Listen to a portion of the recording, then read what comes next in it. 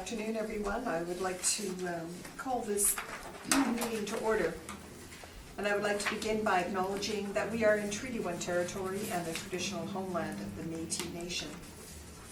My name is Carrie Linklater, I'm your chairperson today, and I'm joined on the panel by Gisela Rempel and Richard Whitbread. Our city assessor is Ms. Sharon Tang, and our admin secretary is Ms. Ellen Rojo.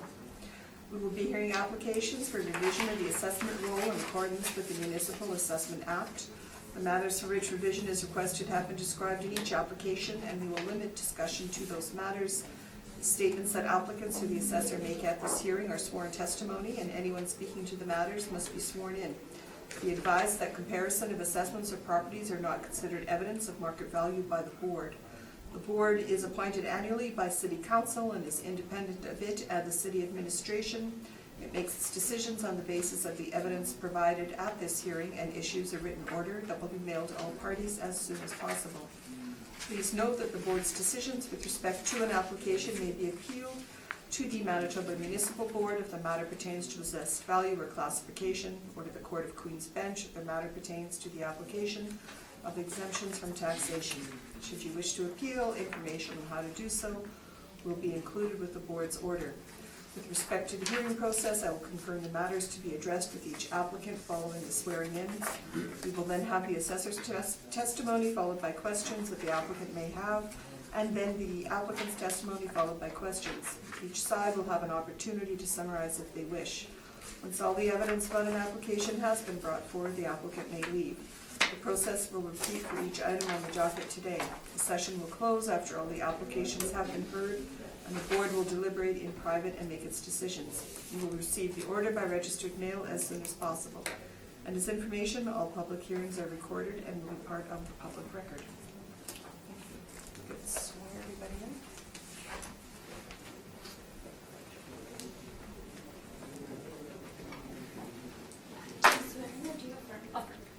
State your full name. Sharon King. And you affirm the evidence you represent the truth, the whole truth, and nothing but the truth? Yes. Thank you. Please state your full name. And you affirm the evidence you represent the truth, the whole truth, and nothing but the truth? Thank you.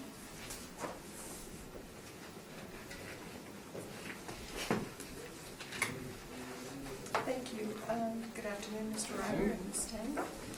And whenever you're ready, we'd like to start us off on our first property, which I believe is 1329 Niagara Road. File number is 19-3252. Row number is 0604490600. Address is 1329 Niagara Road East. The assessed value for 2020 is $4,816,000. Parcel use is INWWH warehouse. The effective year built is 1979. Wall height is 22 feet. Zoning is M1 manufacturing light. The plot area is 49,270 square feet. And the land to plan ratio is 3.73.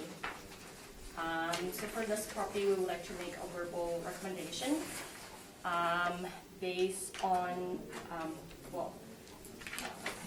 because the model generates a $6.80 per square foot for 52,611 square feet.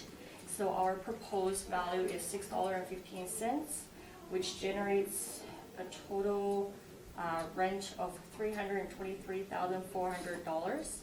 And we use 2.5% vacancy, $3.75 for shortfall, and 2% expense, and that gives us a net operating income of $304,076. Then we use 7% cap rate, which gives us a final value of $4,344,000. But your rec is $4,317,000. Yes, but that was the agreement we have with the appellant. We're in agreement with the value of $4,344,000, notwithstanding a difference in the methodology to calculate it.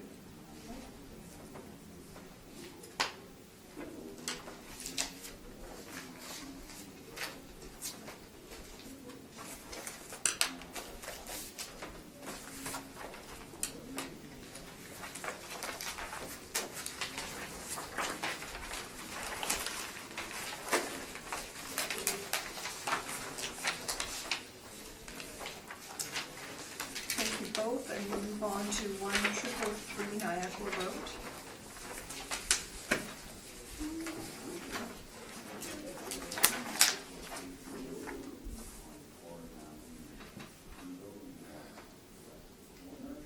File number is 19-3290.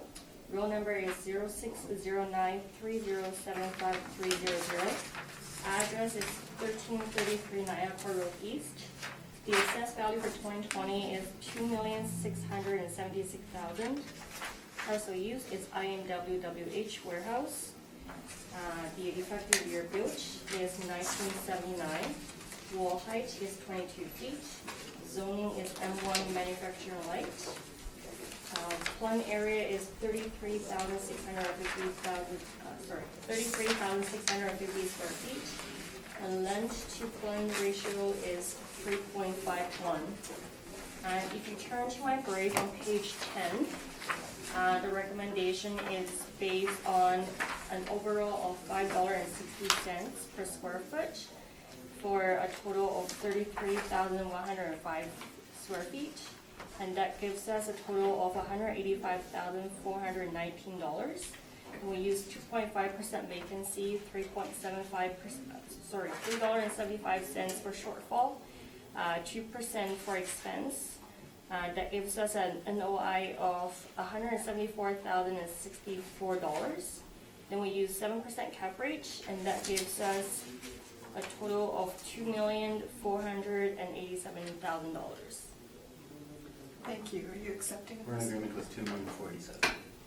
Thank you. Sorry, panel, any questions?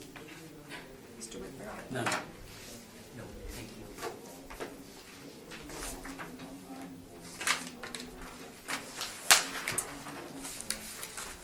Okay, thank you both on that one, and we'll move on to 1389 Niagara Road East.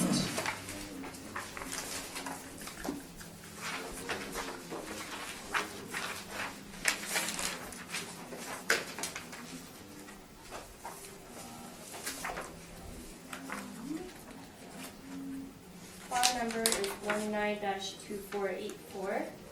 Roll number is 0604042700. Address is 1389 Niagara Road East. The assessed value for 2020 is $883,000. Parcel use is INWWH Warehouse. Effective year built is 1983. Zoning is M1 manufacturing light. Plum area is 9,000 square feet, and land to plum ratio is 9.11. If you turn to page 2 of my brief, that is the picture of the building itself. And page 3 and page 4 of my brief shows the income and expense information received. And at the middle section of page 4, we can see that there has been sales history. For the sale in 2010, the purchase price was $746,000. However, we did receive a sales verification from the new owner saying that the appraised value for this property was $705,000. So we used the $705,000 for the analysis instead of the $746,000. On page 5 of my brief is the comparable rents that shows a range between $6.17 to $7.50 per square foot. And page 6 of my brief shows the relations for the comparables in relation to the subject property. And page 7 is the workup for the calculation. So we separate the property into 2 sections. One has the office finish, and the other one is the warehouse section. So we use $7.08 for the office portion, and we use $6.55 for the warehouse portion, and that gives us a total, an average of $6.67 per square foot. And that gives us a total rent of $60,010. Then we use 2.5% vacancy, 2% expense, and $3.75 for shortfall. That gave us $56,496 for net operating income. Then we use 6.4% for the coverage, and that gives us a total evaluation of $883,000. And if you turn to, on page 15 to page 22, that shows a picture of the subject property.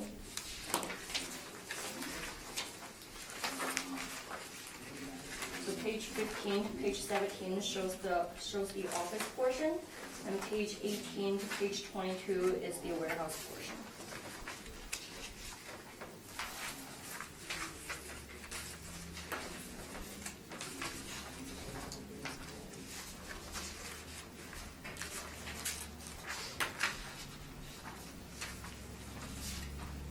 And you're done?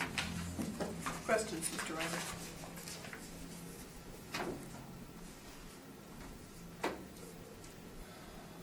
Ms. Tang, I'm going to keep it very, very simple. Page 7, please, Ms. Tang, and if I could ask the board members to turn to page 7. Ms. Tang, the valuation for the subject from top to bottom, including the cap rate, this is all model-driven rates, correct? That is correct. Okay. Madam Chair, I'll have more to suggest in my direct along some rebuttal, but that's my questions. Thank you. Thank you. Mr. McGrath? Nothing. Oh, maybe. Did you visit the property? Yes. And you did the photos, or? Okay. How would you rate the condition of the property? Poor, standard, excellent, I would say it's average. average? Okay. And do you know what was done to bring it from 1978 to 1983 as an effective date? I'm sorry? You've indicated a 1978 build and a 1983 effective date. Right. Do you know what was done to get to that? I don't see any building permits. No. You don't know? No, I don't. Thank you. Nothing else, Madam Chair? Thank you. Thank you, my questions have been answered. Okay. Just have a question in regards, page 5 of your brief, your rent comparables. And you are using actual rents, not model. Yes, I'm better. Do you know what is taking place in each of these comparables that you've used? Like what they use it as? Yes, For the tenants? yes. Okay. For 1407 Dugald is, it looks like it's a machinery shop.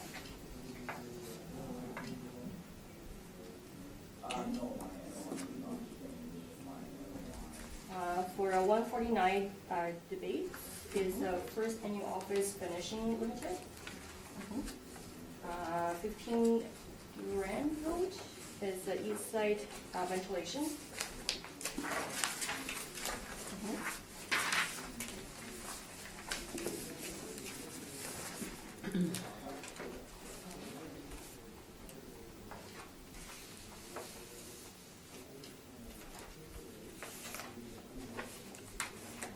I'm not too sure what they use 115 debate as. Okay. For 133 debate is Rundell Homes Limited. Sorry, Randall Homes? Yes. And the subject property is, I'm going to assume, is it some sort of ministry going on there?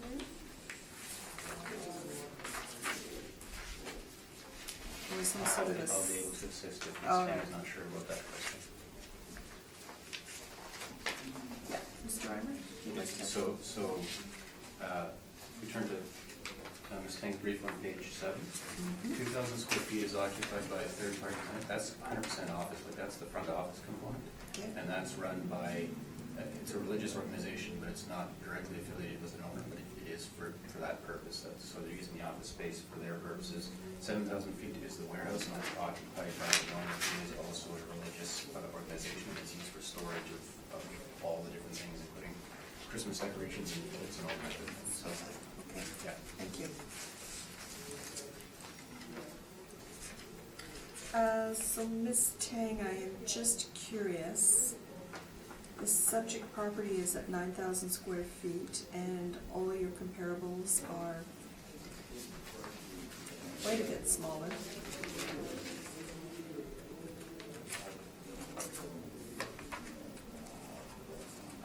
You weren't able to find anything size-wise comparable to the subject?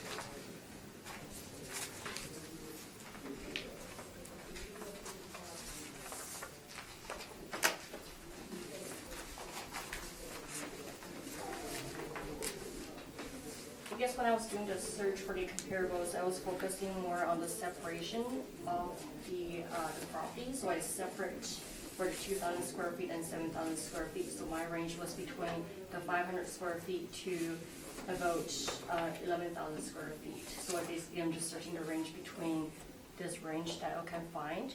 So basically, even though the square footage are a little smaller, but they're kind of comparable to the 2,000 square feet and the 7,000 square feet separate. Okay, so I'm just gonna ask on, for instance, 1407 Dugald Road, which I think you indicated was a machine shop. So is there any office space in there, or is that entire warehouse, manufacturing?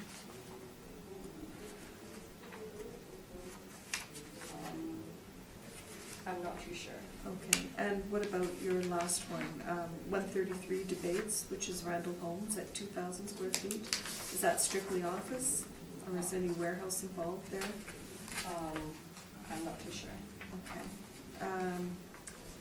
15 Durand, is there any office space? I believe so. But do you know how much? No. Oh, okay. 149 Debates, is that strictly office, or is any warehouse involved? I'm not sure. Okay, and 115 Debates is, you're not sure what is going on there? No. Okay. Thank you, that's all my questions. Thank you, Madam Chair. Should we? If I could ask the board members on this tank, keep Ms. Tang's page 7 open, and I'll refer to our materials on these side by side. And there was, of course, a purpose underlying my very brief questioning. So if we could please turn to our brief on page 13, is our evaluation. And please, if I have a tendency to go too quickly, so if I've done so, please, by all means, bring me in and ask me to slow down or back up. But on page 13, the potential market rent, as you can see there, for 9,000 feet, we're actually just a touch higher than what the department's model has kicked out for the property. We're at $61,284 relative to the model-driven rent of $60,010. We're getting there in a very different way. As you see at the top there, the office, that front office that I talked about, and it is separately demised. So it's a front office area, 2,000 feet that's leased by Marigold Channel, and that's the rent they were paying. The 7,000 feet is effectively 7,000 feet of warehouse with no office finish whatsoever, so we're applying a market rent of $6 there. Based on, we have put some comparables in our page. The chart is located on page 7. I'm not going to go through it in detail, but because rent is not, the overall rent is not an issue, but we certainly believe the $6 for what amounts to pure warehouse space is very, very well supported. So that comes in at a rent of $61,284. Then I'm going to skip down a little bit because you'll note that the vacancy allowance we're using is a little different, and we're also applying the 5% for non-recoverables. The effect of all this, though, is if you take our net operating income of $52,457, that's shown on our page 13, and if you add back in the non-recoverable quote-unquote management fee, you're at an NOI of roughly $55,500, which is within $1,000 of the department's model-driven NOI.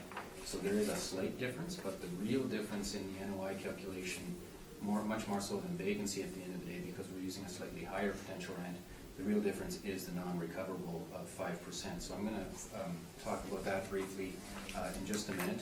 Applying the capitalization rate that we're suggesting, 7%, to our closed NOI of $52,457 results in a value of $749,000. So that's our request this afternoon. Now, on recoverable then. The thick document that the board members, of course, have, Ms. Tang has, I don't propose, unless there's a wish to do so, I don't propose to go through this in a lot of detail, because I believe everyone's heard this several times before over the past few months. Happy to go through any questions you might have, certainly, but I know there's a degree of familiarity with this document that I don't want to just rehash what's already been well presented in previous hearings. The crux of the matter is this: the department's, and Ms. Tang's, of course, model valuation is only including the 2%, not the 5% in addition to that. The crux of the matter, as we've stated previously, is what's the nature of the allowance. We're suggesting the intention has always been as a non-recoverable expense allowance to account for things, the typical things that come up in competent management of the property, most significant of which is leasing commissions, advertising and marketing, professional fees, and in some very few, but some instances, asset management fees and such, but primarily relating to leasing commissions, professional fees, and advertising marketing. That, of course, relates to an expense that in some years is going to be zero, because you won't have to lease up your space that you have, but in other years it's going to be very substantial in the years when you have lease renewals or vacancies. So the 5% we continue to believe represents a very conservative allowance based on the data that we've presented in our study. The data on that summary chart indicates a mean and median slightly higher than that, but we're remaining of the view that the 5% is appropriate.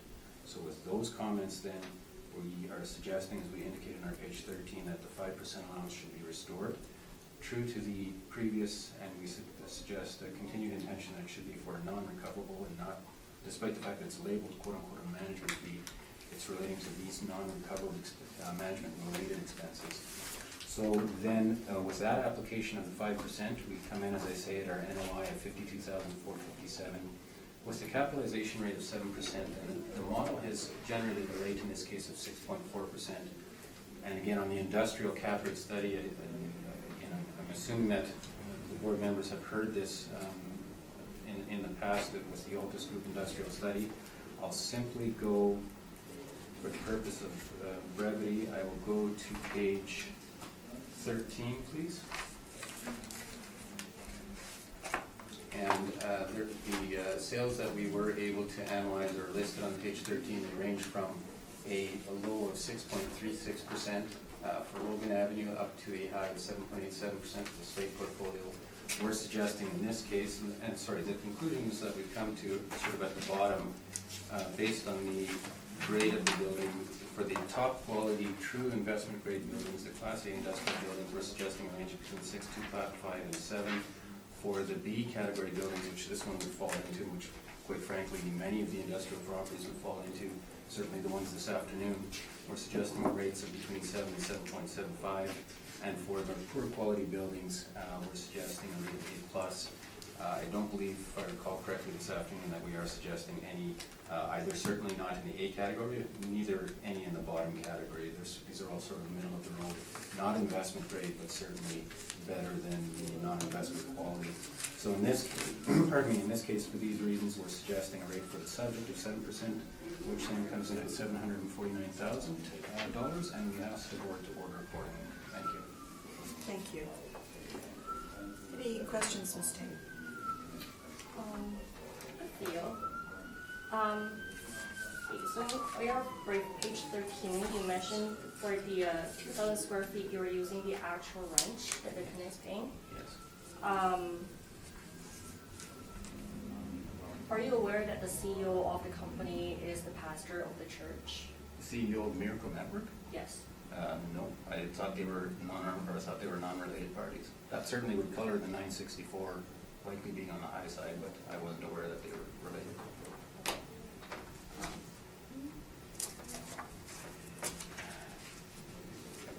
And on your grade, page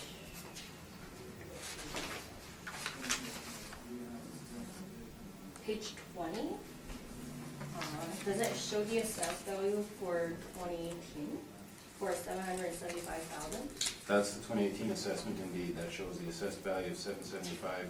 The purpose of putting that in was to show the 7% expense allowance. Okay, but your total overall value right now you're asking for is $749,000, which is a lot lower compared to 2018 value. So you think that is? I wouldn't agree that it's a lot lower, and certainly for the reason we talked about in the cap rate study, we don't believe cap rates have compressed and the inventory was up. So to go from 775 to 750, based on the data in this study, we believe is not, it's not a surprise at all.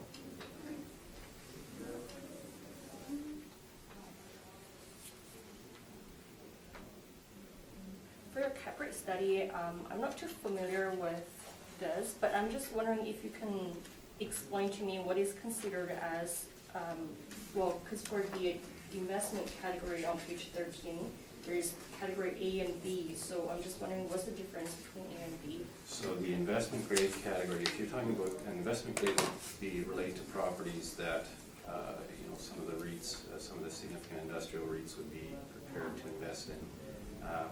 Quite frankly, any building that has a floor area of less than 30,000 feet typically is not going to be considered by them as too small. And certainly, so when you're talking about categorizing with grade A buildings, newer stock, you know, significantly newer stock with ceiling wall heights, clear ceiling heights of more than 20 feet, usually more than 22 feet. You've got full grade and dock loading on the property. You know, again, with the newer construction, the more efficient construction, and therefore leading to more efficient costs for utilities and such. So it's those grades of properties that would be Class A and larger properties. This building is a Class B. This is a building that was built, I believe, primarily, it was built in 1978. The wall height of 15 immediately disqualifies it entirely from anything in that an investment grade asset would have. Anything less than 20 feet clear, quite frankly, would fall, make the building fall into the B category. So between age, the wall height, and the quality of the building that you and I saw in the inspection, that's what puts it squarely, I'd suggest, into the B. The non-investment grade, just to frame the discussion, the non-investment grade is a really low, and we're talking sort of 12-foot to 14-foot wall heights, the older stock typically in the 50s and 60s, sometimes even older. That's where you get into, we're suggesting cap rates of 8% or north of it.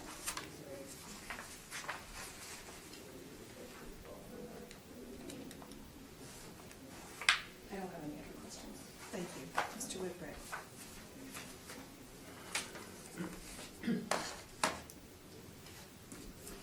Can you tell me what would contribute to a significant reduction in a cap rate?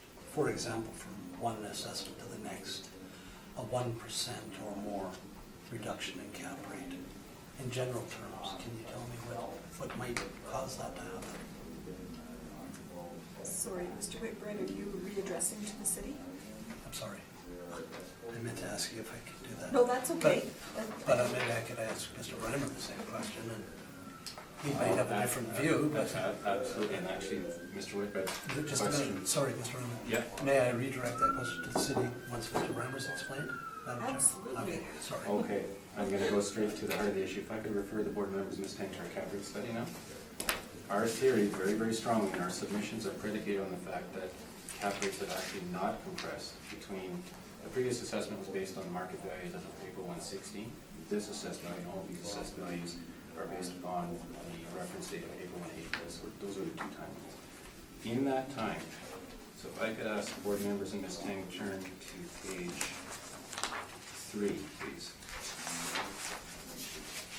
What we looked at in this study is, because cap rates are going to be fundamentally and significantly influenced by the cost of money, and for the first time in a very, very long time in that time period, in 2016, of course, you had record low Bank of Canada rates of less than 0.5 or around 0.5%, but between that time and 2018, the rate had actually increased by 75 basis points. So when you've got the cost of money that's increased by close to 1%, close to 100 basis points, the cap rate compression it would be simply inconsistent with the notion of a cap rate compression. Looking further on the next page, at page 4, again, there's a chart here, and what you can see is in 2016 and just going into 2017, the 5-year mortgage rates kind of were at their lowest, and then by 2018, they had increased again. So the increase between April of 16 at the very top of the page, April of 16 and April of 2018, was from 2.39% to 2.99%, which is 60 basis points, mirroring the Bank of Canada rate to a very large extent. So, Mr. Whitbread, Madam Chair, I'd like to answer Mr. Whitbread's statements by question, certainly by stating that we remain convinced that cap rate compression in and of itself just doesn't make any sense. Now, in this case, we're suggesting, based on what we have in our study, and those classifying it, we believe very appropriately as a B-class building, the 7% is consistent with the chart. It does, quite frankly, represent a compression based on that 2018 assessment printout that I had. I believe, if anything, though, the 7% is, we had a comfort level with the 7% being within the range shown by the chart, notwithstanding that it did result in a practical sense in some compression from the previous assessed value. I certainly stand by the 7%. The 7% also with that 15-foot wide. The 15-foot wide is a risk factor. And I think I mentioned that anytime you're talking about less than 20-foot wall height or maybe 18 feet clear, it starts to be very problematic for most modern, true, industrial users. But the 7% we believe fits with the nature of the asset. That's the long answer. Good answer. And I'm sorry, Madam Chair. I've heard that presentation quite a few times from Altus, and I made the quantum leap that I didn't have to ask the question again, but I do want to redirect the question to the city, if you don't mind. Can you talk to the conditions then that would cause a significant 1% on 7, is fairly significant, decrease in the cap rate over a year? And you can talk in general terms, you don't have to talk about this particular case. Although you do have, I think you've got evidence, don't you, to talk to cap rate last year? Or is that in the appellants?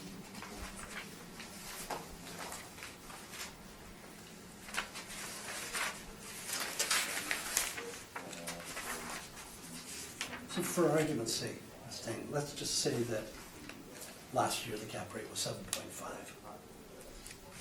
What would cause it to drop to 6.4?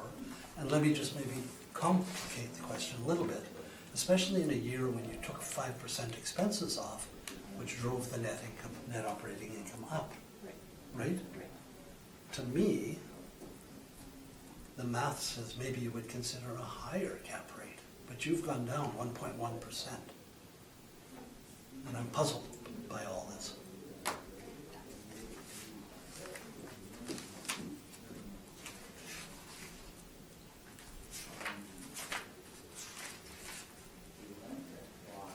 And if you don't know, that's fine.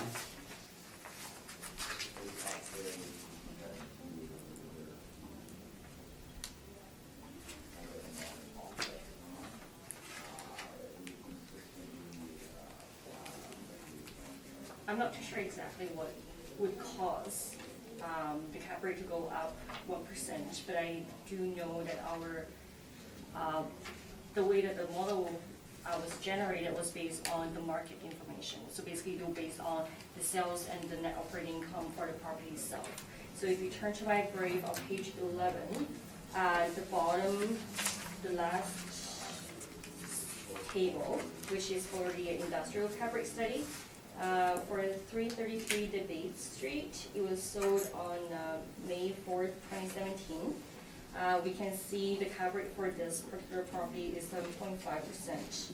And it also ranges between 4.97% to the 8% as a high. So I think the city, I'm not too sure, but I don't really want to suspect anything, so I think I'm just going to leave it. I'm not too sure. You're not sure? No. Okay.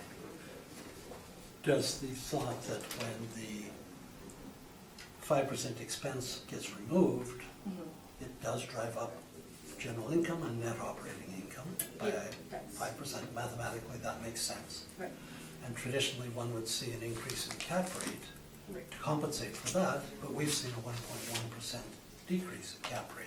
So you're not sure how that could happen with the model?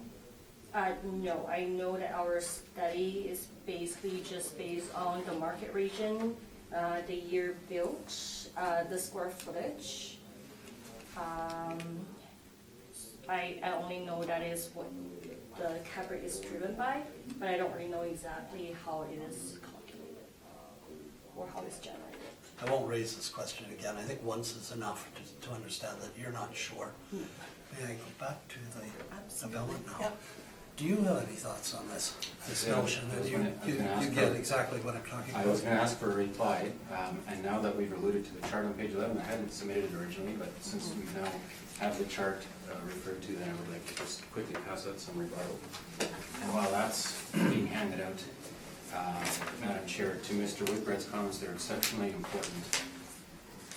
And sorry, I apologize, I didn't make this clear when I was going through my study. The art capitalization rate study, of course, the workups for the different properties are attached, and what we've done in every case for all categories of properties, commercial properties, is we've included the 5% non-recoverable allowance. So Mr. Whitbread's 100% right that, of course, if you mathematically, if you take away the 5%, now your NOI is going up, and now the very same cap rate, and I'm sorry, before I get into that, the math of the result of taking out the 5% non-recover allowance is to then, in order to keep things sort of mathematically equal, you have to bump up your capitalization rate by between 36 and 40 points. So when you take the 5% away, our cap rate, our own cap rate study, all the numbers we've given you are based on the inclusion of the 7%, 5 and 2. So if one were to take, for any reason, take the 5% out of the equation, you would need to take our rates and add 40 points. So we've suggested the 7%. The 7% is very strongly predicated on the use of 5% for non-recoverables and 2. So is our study. So if you are inclined for any reason to take out the 5%, then I'm asking our cap rate to be in the 7.4% range. The rebuttal I just handed out, and I'm not going to belabor this because Ms. Tang was very, very succinct in her comments, but what you'll see is on that chart on page 11, just a couple of concerns that we had raised. The first comparable 90 Park Lane, that was actually not purchased as an investment property. I guess the department derived the cap rate based on what they thought was, thought would be a market rent or something, but the information out of that sale, which is the vendor was Pirate in this case, it says the trust was able to relocate the existing asset from this asset to a number. The asset was unencumbered at the time of sale, and what happened, of course, is it was bought for an owner-occupied situation. So I suggest that the board treat that 5.9% with some caution. The last comparable, 1100 Waverly Street, that's the Waverly Business Center. It's a mix of, there's some certainly office, industrial, or office warehouse uses, but there's also a whole lot of uses that are different and more consistent with an industrial center, like a restaurant, like a gym, like property or premises with 100% office. So a very different animal than the properties we're discussing this afternoon. So then at the end of the day, what you're left with as far as properties that are truly comparable in the chart that the department's given to Ms. Tang is 333 debates at 7.44% and 225 watt at 8%. 225 watt, certainly at 8%. I'm not suggesting this afternoon for ours, but the 7.44% for 333 debates certainly would tend to lend credence to the rate of 7% that we're suggesting. So for all those reasons, and whether you include or exclude the quote-unquote management or non-recoverable expense, that has a direct impact on the cap, but I'm sticking with my suggestion of keep the 5% in, but use 7%. Thank you.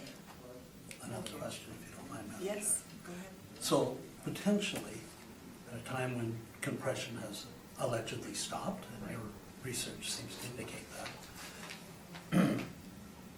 if you do reduce that or compress that rate and don't adjust, if you reduce the net operating income and you don't deal with that cap rate appropriately, you indeed drop at 1.1%, you potentially swing your assessment significantly higher in some You cases. most certainly, mathematically, you most certainly would. Yeah, you have to take that all into account, absolutely. Okay, so I have a grasp of what's happened here. Thank you.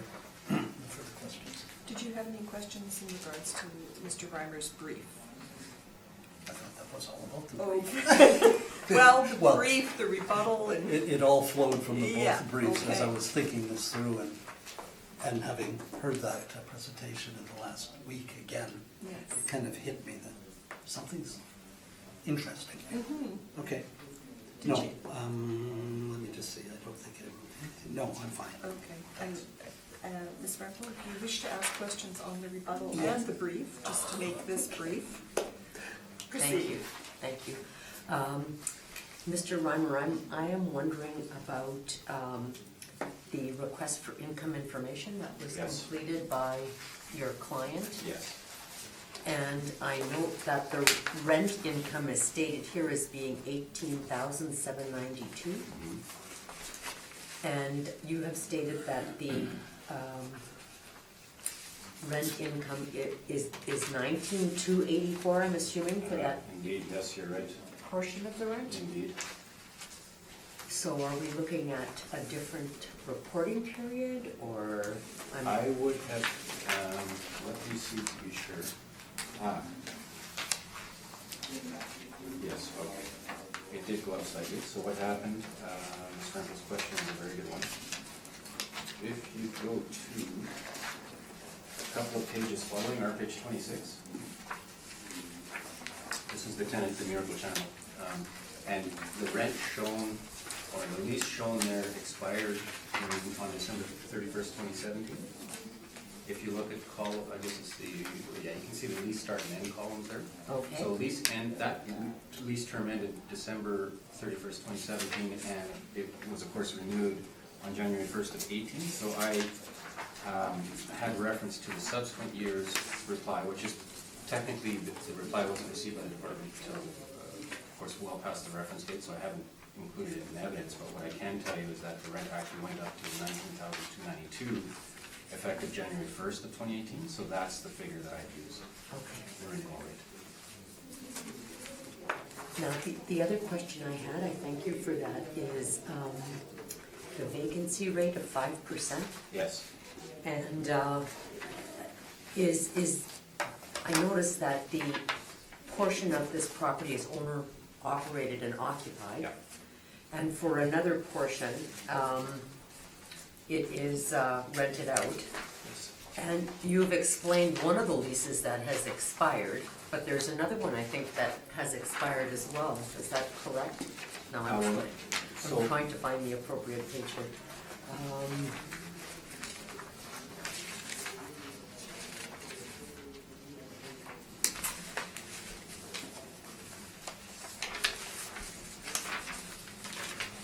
Sorry, I That's guess okay. it's the rent comparables that were presented by the city.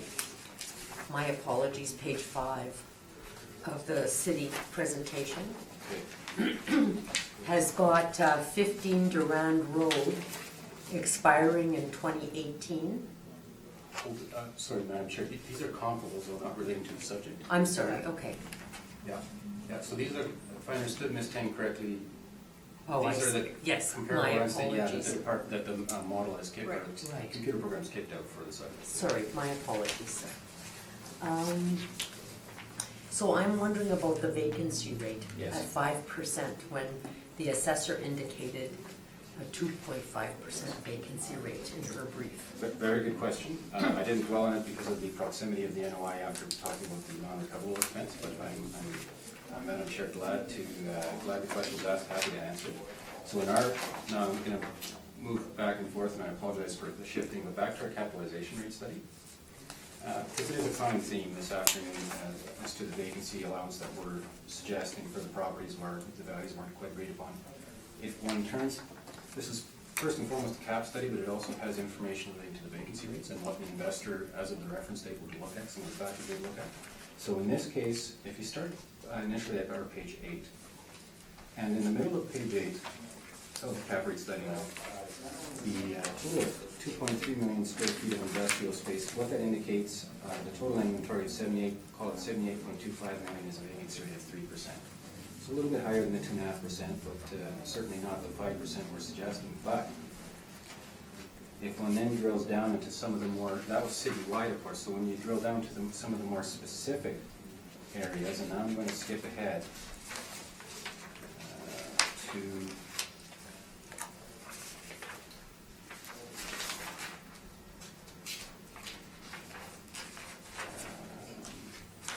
at the bottom of, oh no, I'm sorry, I'm going to go back. Back to my brief. Yes, okay. Back to my original presentation rather than the cap rate study.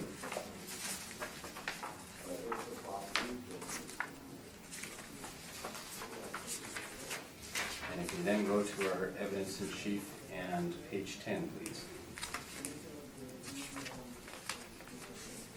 At the top of page 10, you'll see the one-line chart as far as St. Boniface, this property being located in the St. Boniface area. The 3.2% at the very right-hand side of that chart, that's the overall vacancy rate for all inventory, both the investment market and the user occupied. Of course, a very, very substantial percentage of the overall industrial market is owner occupied. They're buying it for their own purposes of housing their business and manufacturing and everything else. Stark contrast, though, if you look at the middle of page 10 then, with the single-tenant and multi-tenant investment properties. These are true properties that are being leased out to third-party tenants. They're not meant to be owner-occupied properties. And then, as you can see, the St. Boniface percentage for single-tenant vacancy is actually way up at 15.8% for 2017, and for multi-tenant investment vacancy rates for St. Boniface area, it's at 5.4%. So we looked at all of those factors when we were considering a vacancy rate to apply to the subject. We are treating the subject effectively as, there's two occupants in there. I'm taking Ms. Tang's comments are well received, that if there's a commonality in the directors between the two companies, that's something I wasn't aware of, so I'll just treat it as an owner or a single tenant, I should say, property. But certainly the 5.4% is much, much lower than either the 15.8% for the St. Boniface area or 5.4% for the investment multi-tenant buildings. And we believe the 5% is fair. As I mentioned, I haven't dwelled on this because the NOIs are very, very close once you factor in the non-recoverable 5% management, quote-unquote management. But certainly we believe a prudent investor would not assume anything less than 5% in this case. I'm wondering if you know what the vacancy rate is for any of your comparables. Oh, that I could not tell you. That I don't know. For the rental companies? Yeah, no, for the rental companies, that I don't know. Okay, thank you. That's all my questions. Thank Madam you. Chair, I have one more, when you're done. Oh, you go ahead. Very simple. Can you confirm that Springs Church owns Miracle Channel and Springs of Living Water Center, Inc.? They're all one and part of the same organization. The Miracle Channel I did not know. Certainly Springs, I treated this property going into this hearing today as Springs owner, or Springs being the owner and occupying the warehouse part, but I thought there was some separation between them and Miracle Channel. I have no reason to doubt what Ms. Tang's saying, but that was something I wasn't aware of. Okay, thank you. So you don't know, I guess, would be. I don't know, I didn't know about the affiliation between Springs and Thank you. Miracle Channel. Mr. Reimer, just a couple of questions. You had a chance to inspect this Yeah, property? Ms. Tang and I went through it together. Okay. How would you rate the overall condition, as it is a 1978 building? Yeah, the wall height, the 15-foot wall height is very problematic for a lot of current, like modern industrial users. They wouldn't find that high enough. The office component up front, 2,000 feet, was, good quality office, nothing wrong with that. The warehouse was basic warehouse with a wall height that wouldn't suit a lot of users now, but for what it was average. Right, which then leads me to my next question. So you gave this a 5% vacancy, I guess using the Johnson report as a guide, but would you have not considered a higher vacancy rate because of the 15-foot wall height? No, actually, very good question. I built the 15-foot wall height into a selection cap rate. Okay. If, in a practical sense, if the owner decided they were going to vacate that 7,000 feet, that's a tough sell. But they, the fact is they're using it, and there's no, as opposed to sort of an investment property, and there will be one coming up where you can see the effect of the vacancy. In this case, that would be built into the 7% cap request. Just another question in regards to the Johnson report, more out of curiosity, because it's been popping up at hearings. Is that produced annually? Actually, biannually, so twice a year. There's a summer and a December report. Is that exclusive to Winnipeg? Certainly there might be other reports by that firm in other regions, but this report that I'm talking about is Mr. Johnson's focus is purely on Winnipeg. Thank you, that's all my questions, but I think you need to, if you have any questions in regards to Mr. Reimer's rebuttal evidence. No. Okay, thank you. Do either of you wish for a summation on this property? Okay. All right, go ahead, please.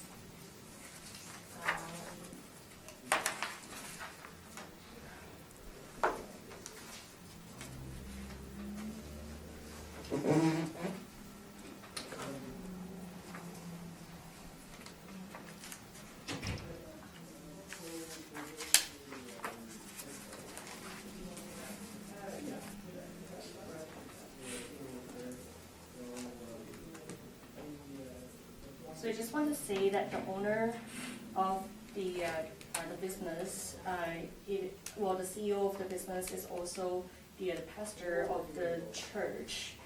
There hasn't been any vacancy in the building, so we do believe that the 2.5% vacancy rate is reasonable. And also according to our cap rate study, even though we do have, we did list 1983 as the effective year built, but when we were calculating the cap rate, we were using the 1978 cap rate instead. So the 6.4% cap rate actually represents the building that was built between 1955 to 1979. If we were going to follow 1983 effective year built, the vacancy rate was actually going to be 6% instead. So I do believe the 6.4% cap rate is reasonable for this property. Thank you. I'm sure that was bordering on new evidence, so I'd like to respond. Yes. If I could, please.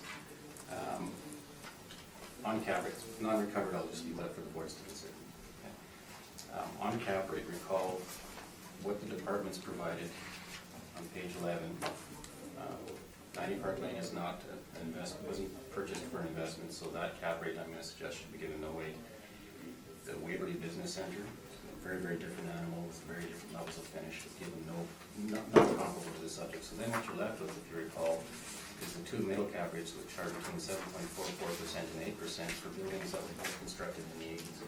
So notwithstanding Ms. Tang's comments about what the model was going to do, it's not consistent with their own data. Their own data would indicate a range of between 7.4 and 8%. We're suggesting 7%. Further, what I do note on the prior page with on the department's brief, the industrial B capitalization is in the chart, and there's no data underpinning this chart, so we don't know how the NOIs were calculated and such, but just looking at it in face value, the range, if you look at between the 20th and 80th percentile, between 6.34% and 7.8%. Recall that the subject has a wall height of 15 feet, which is too low. That's functionally obsolete, and certainly we suggest that something at least in the mid-range of that range, if not higher, would be appropriate. I've attempted to very clearly demonstrate our capitalization rate analysis that was done, which includes the 5% in our calculations. Continue to believe 7% is appropriate. Thank you. Thank you.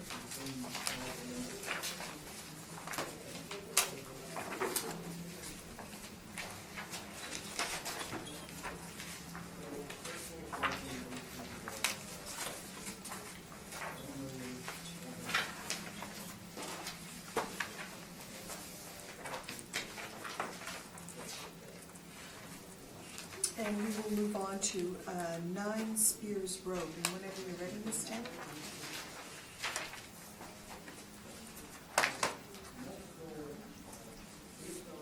The file number is 19-2832. Room number is 0609318040. Address is 9 Spears Road. The assessed value for 2020 is $1,289,000. Parcel use is INWWH warehouse. Effective year built is 1984. Wall height is 16 feet. Zoning is M3 manufacturing heavy. Plan area is 15,400 square feet, and land to fund area ratio is 2.31. We would like to ask the board to disregard the recommendation we made on my brief, and we would like to make a new recommendation. So we would like to recommend to use $5.50 per square foot for 15,400 square feet, and that gives us $84,700. Then we use 5% vacancy, $3.75 for shortfall, 2% for the expense, and that gives us $75,968 for net operating income. Then we use 7.25% cap rate, and that gives us $1,048,000. I'm sorry, 1,000,000 and 48,000. 40,000? 48. 48, thank you.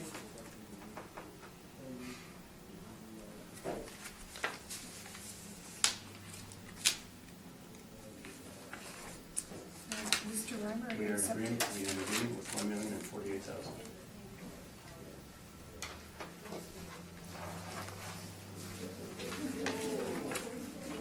Thank you both. I just need one moment to write this down.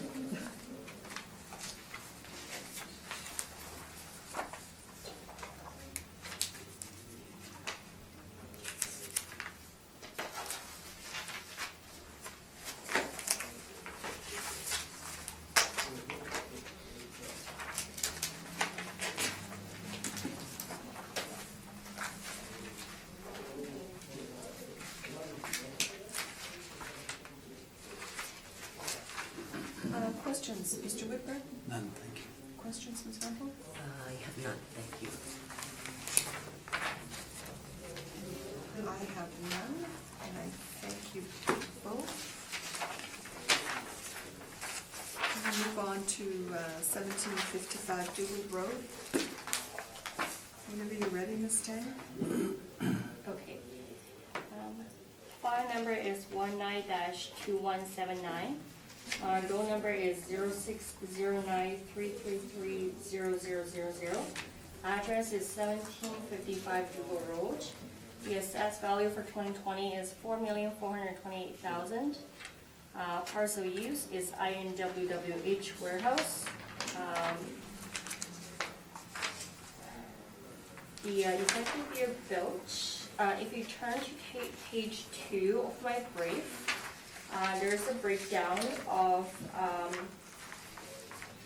the square footage of when the building was built, and that gives us an overall effective year built of 1979. Wall height for the property is between 11 feet to 20 feet. Zoning is M1 manufacturing light. The plan area is 65,065 square feet. The land to fund ratio is 2.8. So page 3 of my brief shows the subject property. On page 4 and 5 is the income expense information submitted by the tenant. Page 6 of my brief shows the comparable for the subject property, and the bottom shows the map for where the comparables are in relation to the subject property. We're not able to find too many comparables within the area, except 630 Kernahan Avenue, which is the second comparable. And so for the comparable, we can see the rent ranges between $4.43 to $8 per square foot.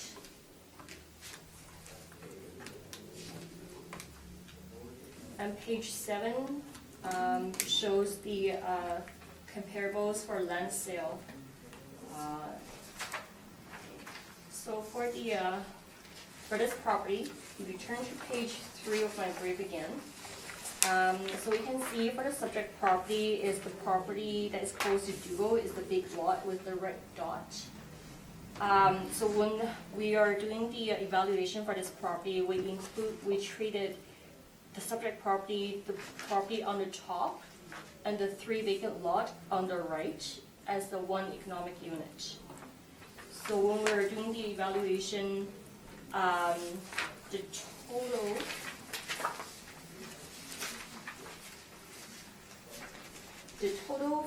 total land for the 5 parcels is 486,664 square feet.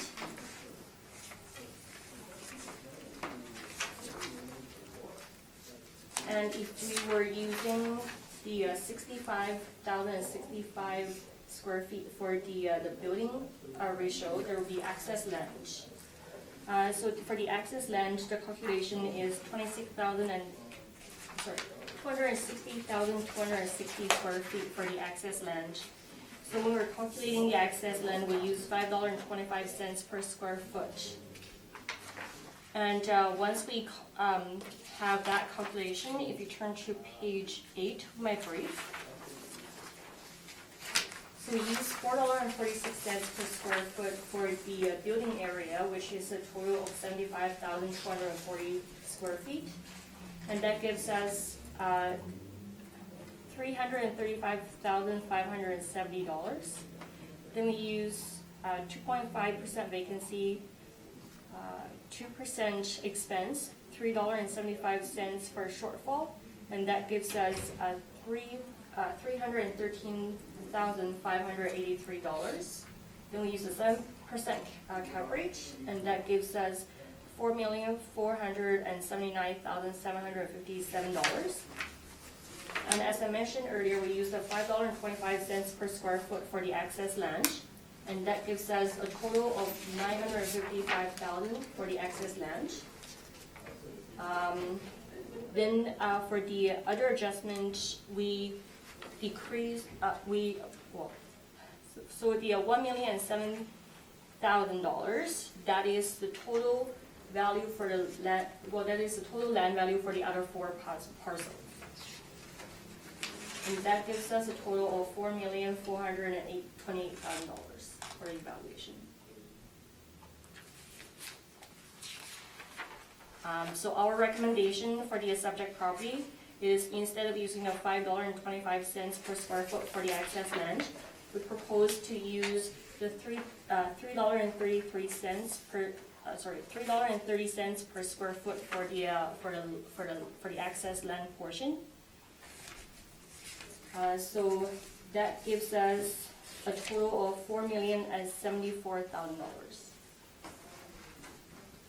Sorry, 4,070,000? 074.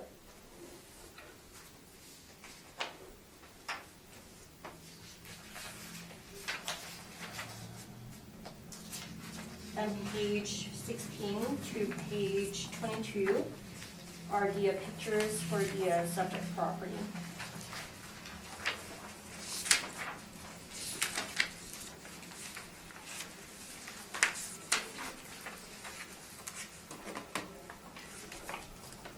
And that's my, Sorry, I just want to ask Mr. Reimer, are you in agreement with this We'll recommendation? still want to proceed.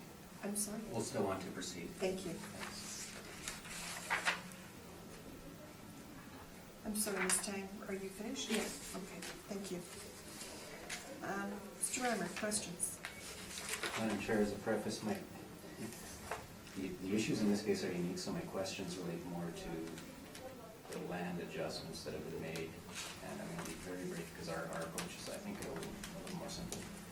So Ms. Tang, on page 3,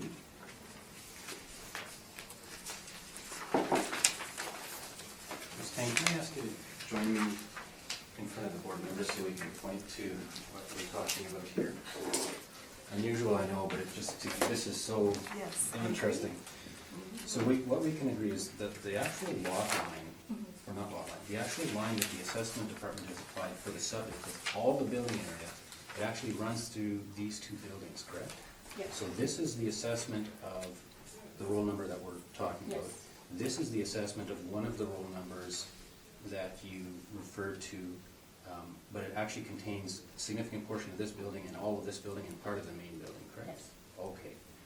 Now, you referred to what the department considers to be excess land, so that's this, this, this, and this, correct? No, we did not include this one. Okay, so it's just these Just down these here. three. Okay, so just so the board's aware of, because it'll frame the discussion I'm gonna have. So it's these parcels to, and this would be to the east of the subject then, correct? It'll be to the east, I'm sure. So, sorry, all 3 of these, this, and this? Yes, and when I get to my brief, it's got maps that are a little more zoomed out, so I'll be able to explain to the board a little bit more what's That going would be on. good. Okay, Okay? but, sorry, I have a question while you're here. So, but we are essentially looking, though, at this for Actually, what we're looking at as a practical matter is this. It's split over two roll numbers, and I don't know, Ms. Tang, do you know why the line was drawn here? Was this the school division line or something like that, or the? I'm not too sure, I just know that they put all the buildings on On our this, on this row. And then they had a hearing for this row, this one, and this one, and this one, and so they can walk. Yes, and that makes sense to me, but, so just so the board's aware, in the normal course of things, I'm gonna suggest very strongly, and this is what I'm gonna make in my presentation, what we're really talking about as an economic unit is this, forget about these parcels here to the east, because I would agree that's excess land, and I'm not considering that to be part of it, but certainly where these buildings are physically located, these three, and this little guy here, but it's all on the south roll number. But certainly that's the economic unit I'm gonna suggest, so just by way of preface. Could it have something to do with when these things were built? No, actually, I think it's a historical anomaly, Oh. and the only thing I can figure out, I've actually never seen, I've seen one other instance where a roll number goes right down the middle of a building, and there's an explanation for it, there was a retail property, where actually the building looks like it's one, but it isn't, it was actually developed. Oh, okay. It's just what you're saying, this is not the case, I think, and I don't know for sure why, I think this is a historical anomaly where because of a school division boundary or something, they had to have the line right there, even though the buildings were crossing these lines. And it's one of the strangest things I've actually ever seen. Yes. Before you go, Yes. may I ask a question just Yes. on this map? So, Ms. Tang's brief says 5 buildings. I see 4. Is there another one I'm missing? I think it's just because one of the building was built at a different Two stage. stages, yeah. Yeah, But you say, oh, yeah, so we. so you're treating consider- something as separated, whether it's this or Yes. this. Maybe it is Yes, over here. so basically just based Looks on like it's separate. these ones are Right. being built separately, But I'm so. I'm talking about here. Yeah, because Sure. once they're being built separate Yeah. stages, we consider them as a separate, like, Okay. yeah. Okay. Clear as mud. Thank you all for letting us Yes. approach in this case. So, how about, I'm gonna suggest this, I'll save the rest for my explanation of why I think Ms. Tang has tried very hard, and I can see she has, but I've got a bit of a different take on it, and I'll leave it at that for now. All right, Thank you. thank you. Ms. Stewart-Brett. Mhm. This is a mathematical thing, Madam Chair, so I just need some clarification. On page 8 of your brief, if you look at your leasable area, under that, the potential rent, so your total above that is 335,570, but Right. then it becomes 480,549. Was that a typo? Because the rest of the math is done on the 335,570. If you take the 8389 away from 335,570, I believe it becomes 327,181.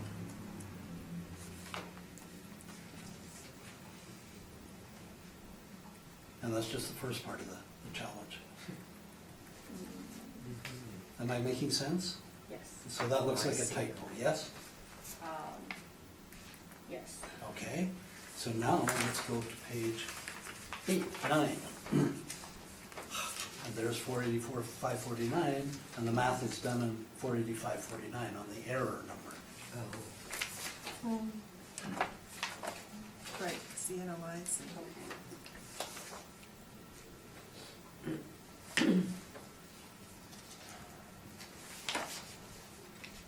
And you have a different NOI, how visible.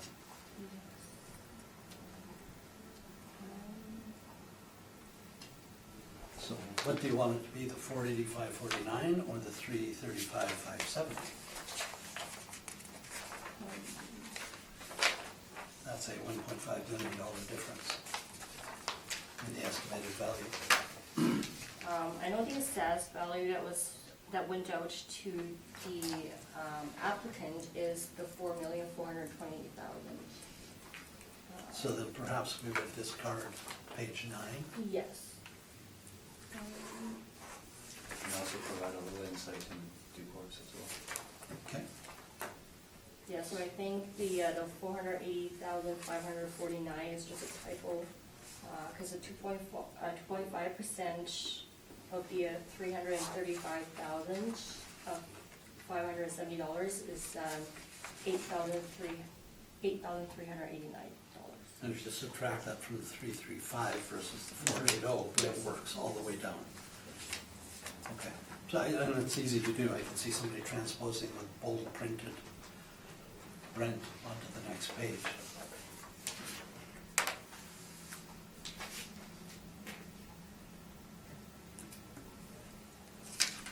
So we're okay to work with the 4-2, Oh, 4-4-2-8? Yes. Okay, thank you. Okay. Thank you. Yes, thank you. I have a question, and that is related to the request for income information, and it completed by the applicant says that the total leasable area is 77,600 square feet, and you've got 75,240 square feet, so I'm just wondering why the difference.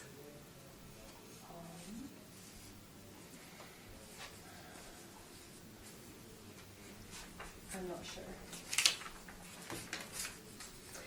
Did you have an opportunity to inspect this property? Yes, I took the pictures. Okay. And what kind of condition would you say this property was in, and the buildings that you inspected? I think certain, well,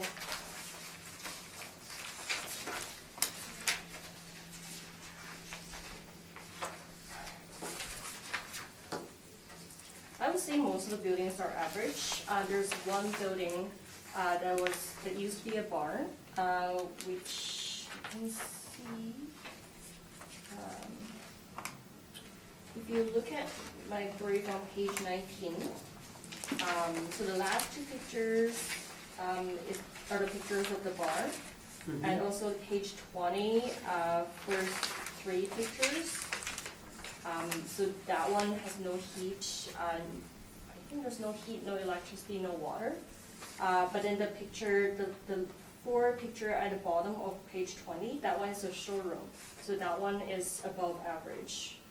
And so the other two buildings that are on the roll are average condition. And when did you take these photos? Earlier in January. Okay. Thank you, that's all my questions. Okay, so page 2 of your brief, Ms. Tang. You've got the split out between the 5 areas, which I'm just going to say thank you. That's very helpful.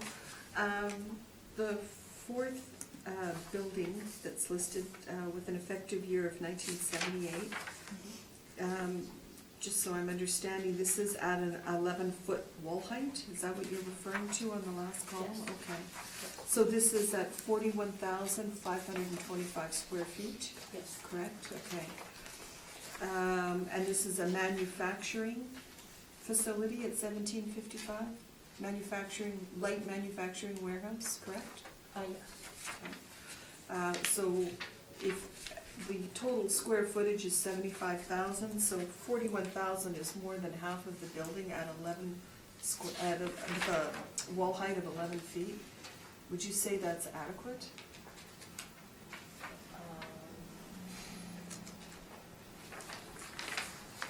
That's more than half of the total square footage. It was just stated previously at our number 3 at 1380 Niagara that it had 15-foot wall height that was considered obsolete. I mean, in my opinion, it is not. I mean, from my inspection, I don't think it is not. Well, it is sufficient, in my opinion. There are people, I guess, manufacturing inside the building. And there was also a big section that was being used as a storage section as well.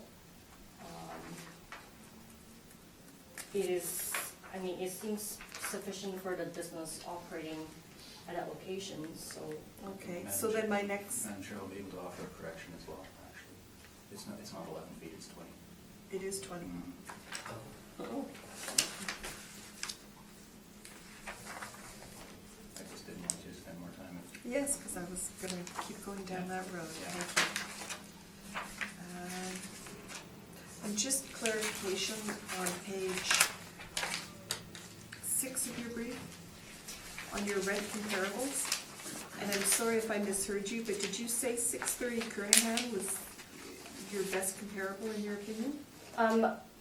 It is just within the area that we can find. And all the other ones will have to go outside the area. Right. But for location wise, it is the best. For location, okay. Yes. Thank you, that is all my questions. Just a quick question rising if I could then. On page 6, Ms. Tang, on page 6 of your brief, we can agree as far as, and again, I didn't belabor it because rent is actually not in dispute, but the comparables closest in size to the subject being just over 75,000 feet are number 1 at 443 was 63,500, and the second last one, Sergeant, is 76,000, very close to the size of the subject at 332 a square foot, correct? That's correct, yes.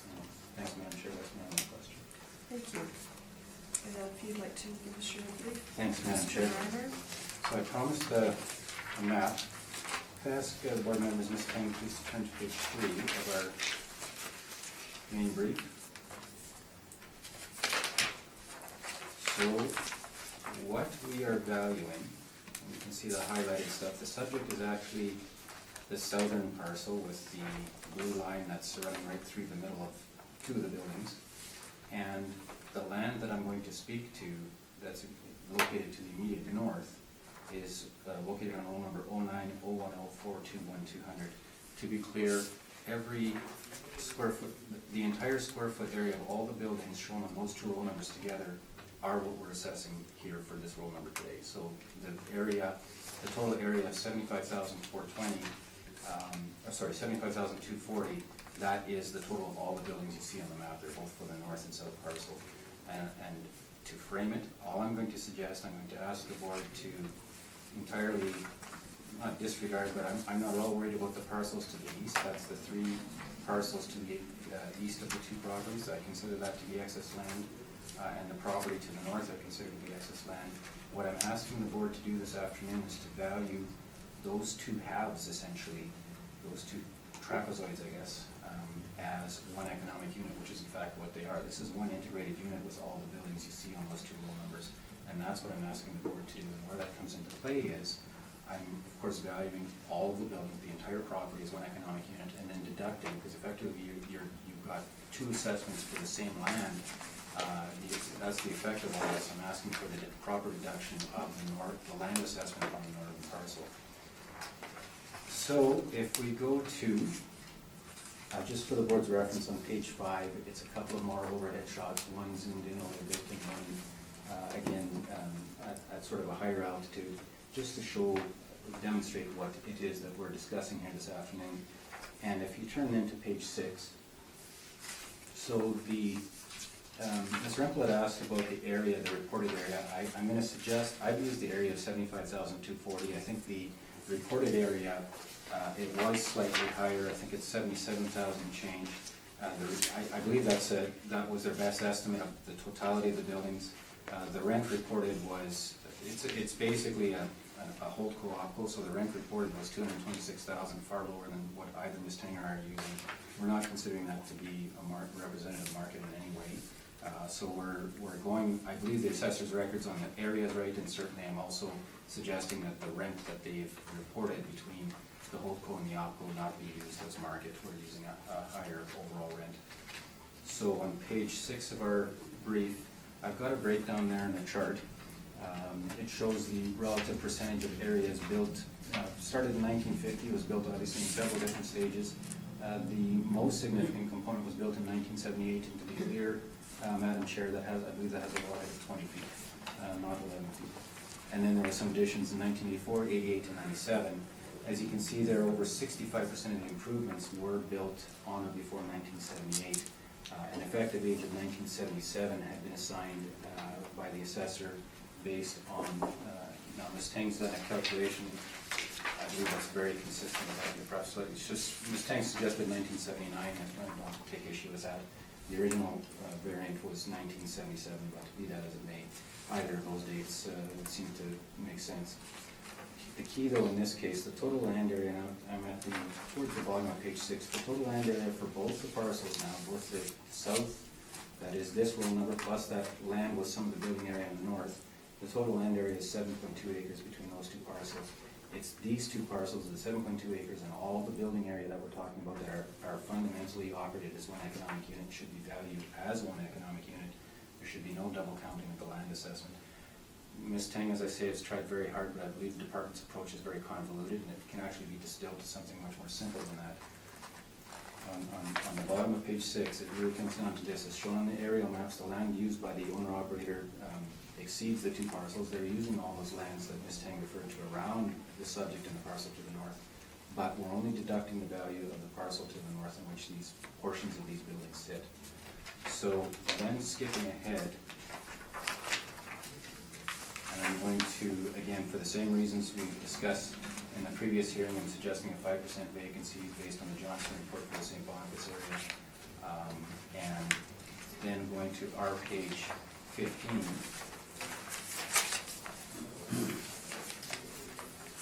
So the suggested potential rent that we are applying is $335,619. It's effectively the same as what the department supplied. We believe that's a fair representation for the subject. We're applying a vacancy allowance of 5% for the reasons we've discussed for the St. Boniface area. And we are applying, of course, the non-recoverable expense allowance of 5% for the same reasons that I've discussed, and the capitalization rate of 7%, which we believe is fair in this case as well. It's a much larger asset. It's spread over, it's not ideal certainly, it's spread, constructed and spread over a wide area, constructed over a period of years, so not particularly efficient. But certainly the user, and this is a manufacturer of building components, and they're making it work. Had they had it to do over again, they'd certainly construct it in a much different way, in a much more efficient way. But for those reasons, because of the utility is not ideal, we're suggesting 7%. The average, or the quality of the asset, saving except for the barn that Ms. Tang referred to, I would agree it's good, average to good quality. The showroom is in good shape. The barn not so much, but for what they're doing, it's in reasonable condition, and the 20-foot wall height. So then, though, here's the difference. So if you look at our page 15 with the income valuation, with all those parameters, I come in at a capital value for the entire economic unit now, for both parcels and all the buildings, of $4,033,973. Then, though, and here's where the difference comes in. I'm suggesting a very direct route, and I believe a very logical route, of just deducting the land value for the parcel, the northern parcel, just the one parcel, representing the economic unit for the subject and all the buildings. And after deduction of just that land assessment of $361,000, the suggested value at the end of the day for the subject is $3,672,973. And again, to be clear, the effect of deducting that parcel, or that one roll number and one roll number only, is, and I'm back to page 5, you don't need to turn back if you don't want this, the effect is to treat the two parcels and all the buildings on them as one economic unit, which is really, except for this anomaly that I can't explain, this what should have happened in the first place.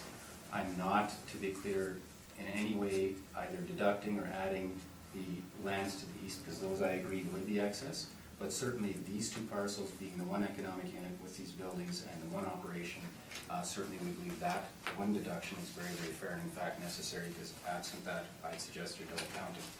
So, for all of those reasons, Madam Chair, I'm suggesting a value this afternoon of $3,673,000. Thank you.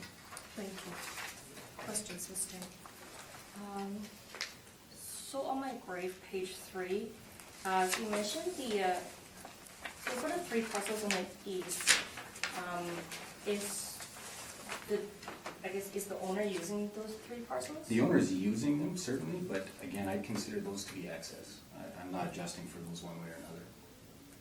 I'm not adding or deducting them, but that's why I consider them excess. Owners, they do have their houses on there and such, they're using it in their operations, but they So would be if they're fine. using it, why wouldn't you consider those 3 plus the other 2 as a whole one economic unit instead of separating them, just counting the 2 and the 3 separately? I suggested, Ms. Tang, that the parcels to the east truly are excess land. if this owner were to, if the owner didn't own those 3 parcels, he would likely be leasing them out, but they would then be properly assessed as excess lands. The 2 parcels that I've talked about, you know, the 2 main parcels, those are fundamentally one economic unit under any circumstances. So it can't be split out the way the department's done in Whitesdale.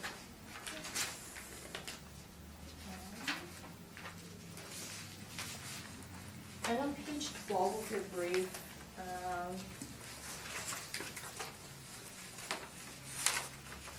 I guess the first table, it says industrial vacancy rate for all of Winnipeg and the St. Boniface area for the last 10 years, combining the investment market with the user-owned market. Yes. So that's the combination of the investment plus the owner-occupied? Yeah, indeed, that's exactly right. So this property here, it is owner-occupied, so why are you using the table, like the information from the table at the bottom? We're treating it, 45%. we're valuing it as an investment asset and what an investor would consider when, as opposed to an owner occupant, which is value and use. We're considering what an investor would look at, the factors they would look at if they were going to purchase the property as an investment, and by definition lease it out. But you're right, I mean, you're absolutely right, this property, as with the previous one, this one's 100% owner occupied, there's a holdco and opco, but they're obviously related, and with the previous property, it was a very similar situation. But in valuing it in the income approach as an investment, we suggest 5% would be closer to the market what an investor would look like.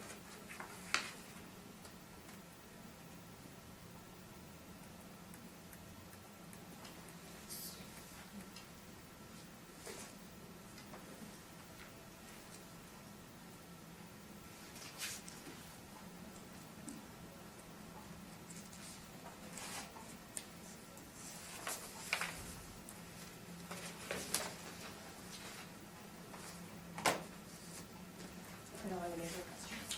Thank you. Mr. Whitford? I'm fine, thank you. Mr. Whitford? And I have no questions either.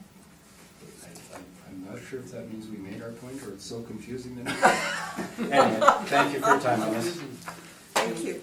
And I'm just gonna, yes, I do apologize, I was not looking at the clock, and we've sort of gone over our normal little 5-minute break time, so we are gonna take a 5-minute break. Thank you.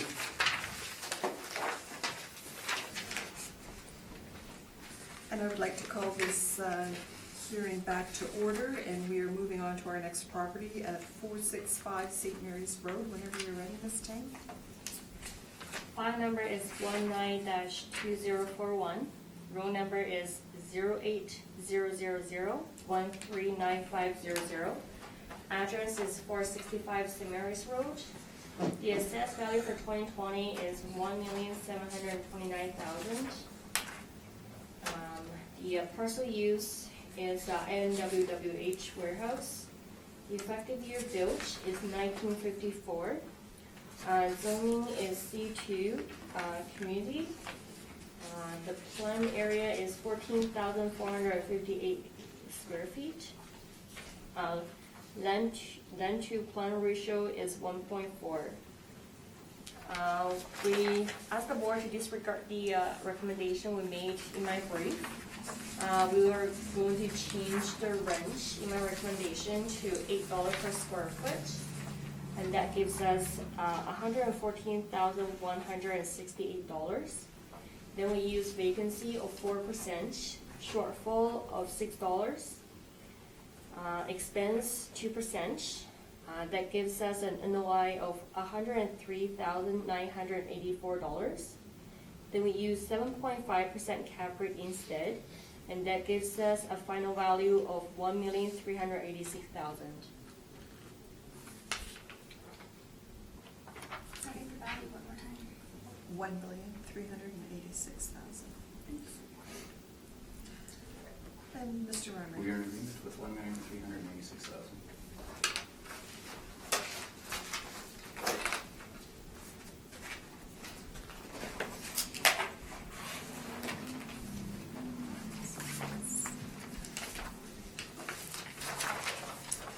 All right. Thank you both.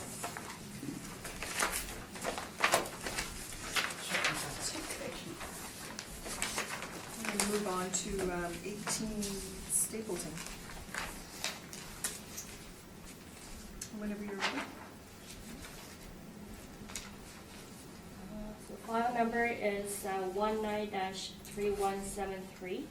Roll number is 1409381450. Address is 18 Stapleton Street. The assessed value for 2020 is $1,697,000. Parcel use is INWWH warehouse. Effective year built is 1984. Wall height is 19 to 20 feet. Zoning is M2 manufacturing general. Plan area is 19,062 square feet. And land to plan ratio is 1.77. So page 2 and 3 of my brief shows the picture of the subject property. It's a corner lot at the corner of Stapleton and Thomas Avenue. We inspect the property, however, we're not allowed to take any pictures. So I include a floor plan of page 4 of my brief. So that shows at the top part shows the main floor drawing, and the bottom shows the second floor office space. Page 5 and page 6 is the information submitted by the owner for the subject property for the income and expense information. There was a sale in 2010 for $1.2 million. I believe the sale was an arm's length transaction. Page 7 of my brief shows the comparable rents. The rent ranges between $4.65 to $9 per square foot. And page 8 of my brief shows the comparables in relation to the subject property.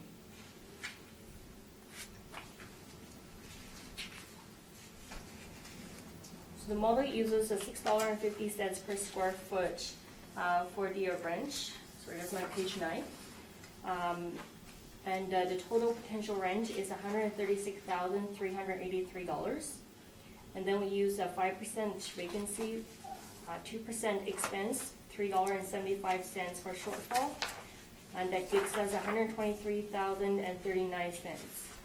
Then we use a 7.25% for the cap rate, and that gives us $1,697,000. The information that we received from the tenant in 2016 was $7.39 per square foot. And that's my presentation. Thank you. Questions, Mr. Ryder? Thanks, Madam Chair.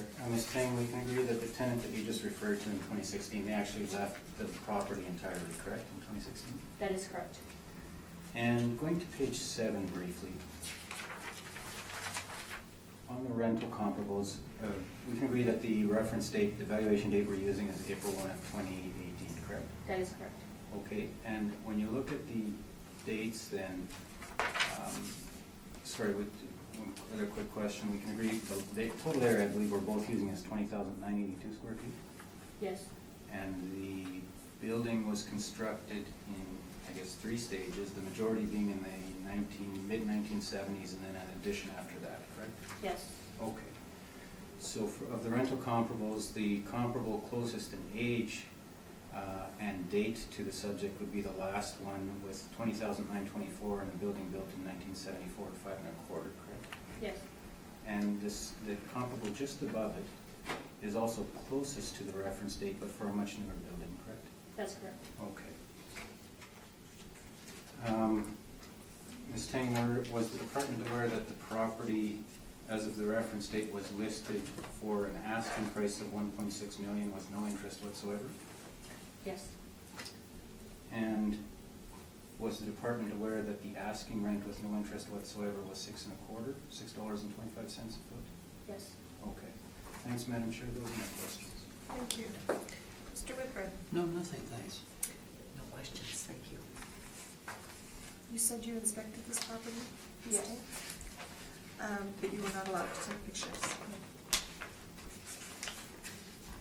So when you inspected, it was vacant? No, when I inspect the property, there was a tenant there, but I think they moved in 2019. At the end of 19. Oh, I'm sorry, I thought you said 18. Yeah, no, it was at the current tenant's request. They just moved in a couple months ago, and it was at their request that we now take photographs.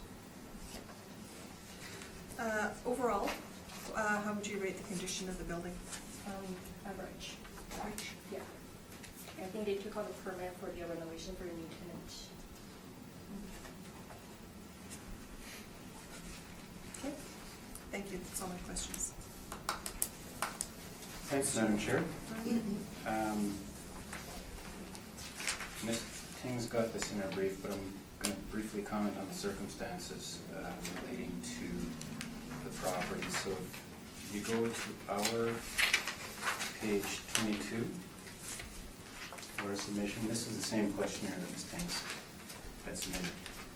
The building actually it was a single tenant building, and that single tenant left in 2016 and became 100% vacant in 2016 and remained 100% vacant throughout all of 2017 and through the reference date, and quite frankly, well past that. But as of the reference date, no interest whatsoever in leasing and no interest whatsoever in purchasing the building for a period that was approaching, getting very close to 2 years. If one then turns to page 30 of our brief, demonstrate the leasing and the sale efforts. This, of course, is a very reputable commercial brokerage that had the subject for lease and for sale. And as you'll see at the bottom of page 30, the initial asking rent was $6.95 a foot, but that had been by 2017 that had been reduced to 6.25 a square foot, as you see at the bottom of page 30. Within the alternative was an asking price of $1,600,000, and even at those rates, there was absolutely no interest generated. So as you can imagine, of course, when you're trying to sell your house, if you've got it priced at such a point that you're not even generating any interest in walkthroughs at all, then it's an indication that the market is not considering your pricing to be appropriate. And that's what was happening here. So I'd ask the board to bear that all in mind. I'm suggesting that the market was speaking volumes in this case by its silence, by the fact that there was absolutely no takers or even any indication of interest at those prices as of the reference date, and hadn't been throughout 2017. So in that context, if I can ask the board to turn to page 13.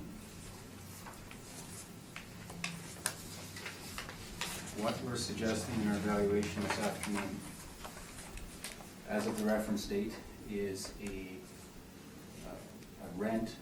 Recall that the asking rent with no interest was 6.25, so we're suggesting $6, perhaps something a little closer that might have attracted some interest. We're still using a 5% vacancy allowance, and the reason for that is, notwithstanding the significant vacancy that had been occurring through 17 and into 18, we're going to reflect the risk in the cap rate. So we've got a 5% vacancy allowance representing the market vacancy. And recall that the St. Boniface single tenant vacancy rate was upwards of 15.8%, so this is kind of bearing out that trend. Suggesting the non-recoverable expense allowance of 5% should be restored, and suggesting a cap rate of 7.50% to reflect the significant risk in securing a tenant at this rate, given the complete failure to do so at an asking rate of 6.25 through 17 and 18. I also note that the land to building ratio, Ms. Tang alluded to this, the land to building ratio is exceptionally low, 1.77, and that for most industrial users just won't do it all. That's just completely obsolete, and is definitely a negative influence in the subject, and likely resulted in a significant lag in securing a new tenant. So for all of those reasons, this afternoon I'm suggesting, pardon me, a reduction of the value to $1,431,000. And ask the board order accordingly. Thank you. Thank you. Questions, Ms. Dane?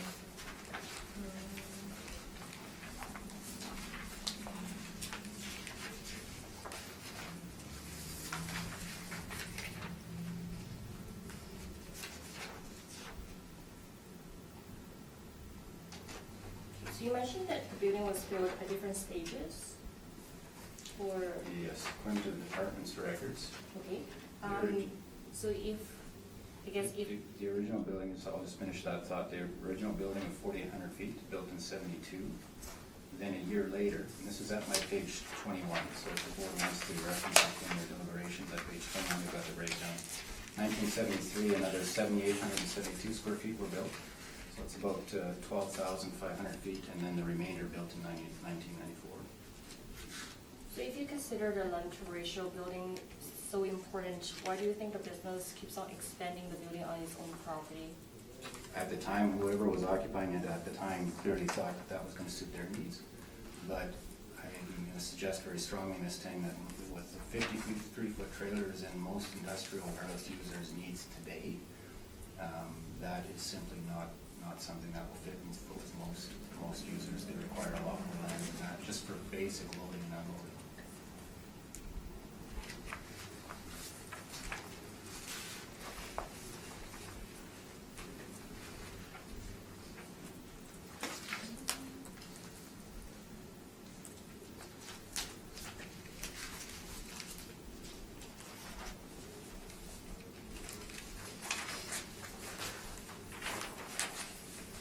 I don't have any other questions.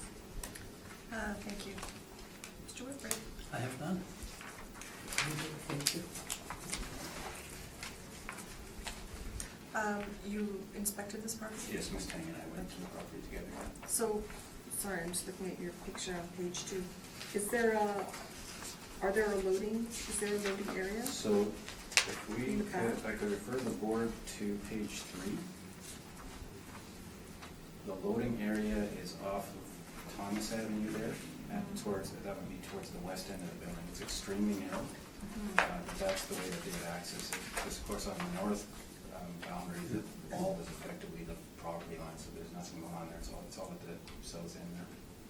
And it's the southwest corner of that building. Ms. Tang, I'm just going to redirect to you. You gave this property, you said that when Mr. Reimer was questioning, you stated that the department was aware that this had been listed for sale and there was no interest, and that it had been listed for lease and there was no interest, correct? That is correct. Yeah. Is that why you gave this a 5% vacancy? I think that is just a motor driven. Okay. Well, I'm going to suggest that most of the other properties that we've seen today, you gave it 2.5, so. Yes, basically that depends on the market region. So this property we consider as is in region 3, I believe, and all the other ones are in region 2. So Okay. so basically it just depends on the market region, and that determines the vacancy and the cap rate. Okay. So then I am going to assume, given that vacancy rate, that the city sees this as a less desirable area. But that is correct for the whole market region. That is correct, and also for the age and the size of the property itself. Okay. Thank you. Sorry, any wish for a submission on this? No? Okay. Thank you. We'll move on to our last item at 895 Thomas Avenue. And whenever you're ready, Ms. Stein.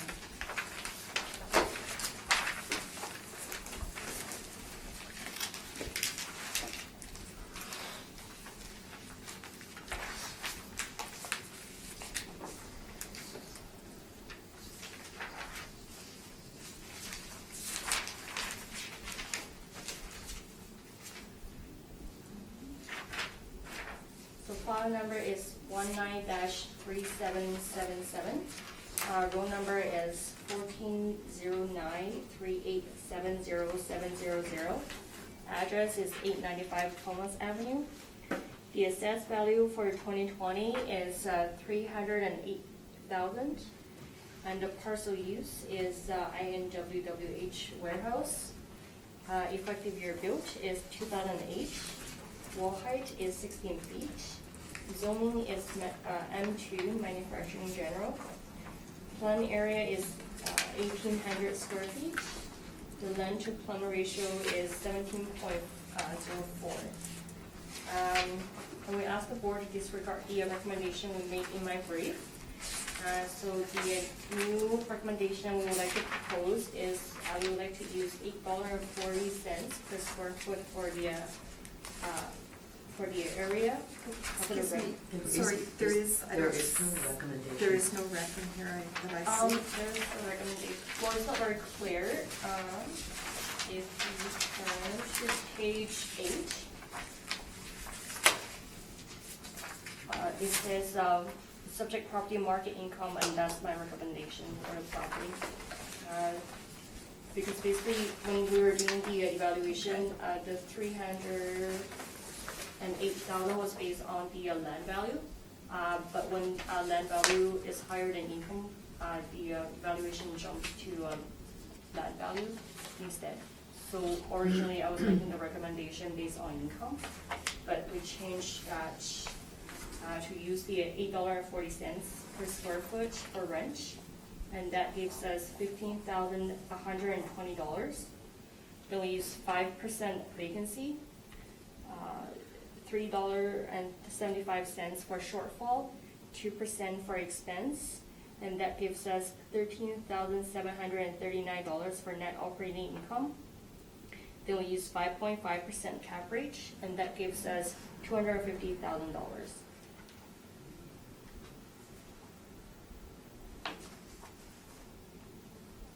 Thank you. We're in agreement with $250,000.